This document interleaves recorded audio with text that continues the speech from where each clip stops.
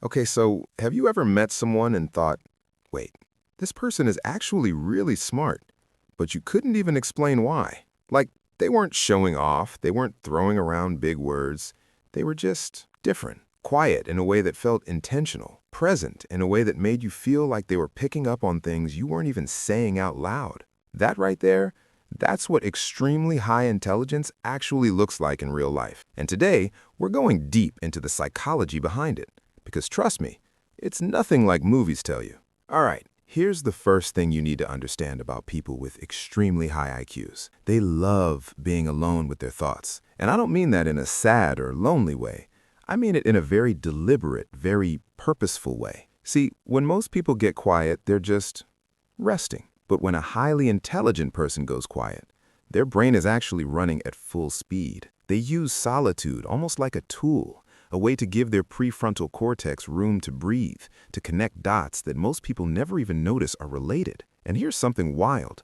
A lot of them talk to themselves, not in a, "Are you okay?" kind of way, but in a very structured, very self-directed way, like they're literally having a conversation with their own mind, helping themselves think through a problem from multiple angles before they open their mouth to anyone else. So the next time you see someone who's super quiet and seems to be zoning out, don't assume they're bored. They might just be doing the most intense cognitive work of their day right in front of you. Now, this one is my personal favorite, and I think it separates genuinely intelligent people from people who think they're smart. Highly intelligent people are shockingly comfortable saying, "I don't know." I know that sounds simple, but think about how rare that actually is. Most people protect their opinions like they're protecting their identity.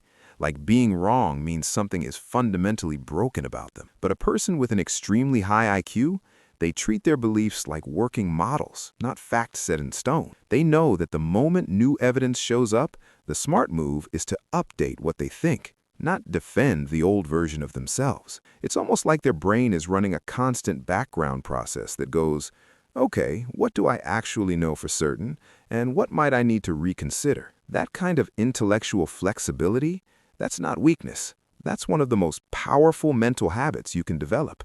And research backs this up. Cognitive flexibility is directly linked to higher executive function and long-term problem-solving ability. So if someone changes their mind after a good conversation and doesn't feel embarrassed about it, that's not a flip-flop. That's a high IQ move. All right, third trait, and this one is going to make you look at certain people in your life completely differently. Highly intelligent people are quiet watchers. Before they speak in a group setting, they're observing. They're reading the room, not just the surface level stuff like who's talking the most, but the underlying dynamics.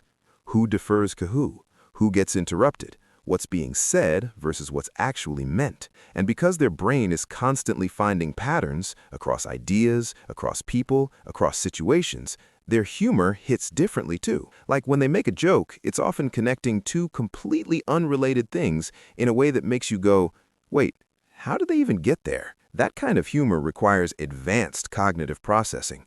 It's not just funny, it's a sign of a brain that sees the world in layers. These people aren't being antisocial when they hang back and observe.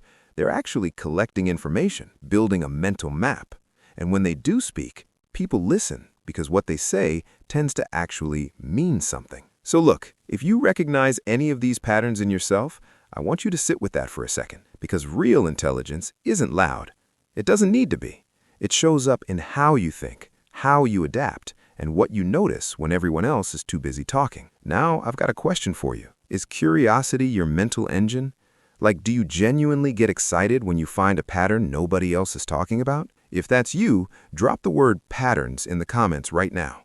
I read every single one. And if this video hit different for you, share it with one person who you think operates on this level, because they'll know exactly what we just talked about. Catch you in the next one.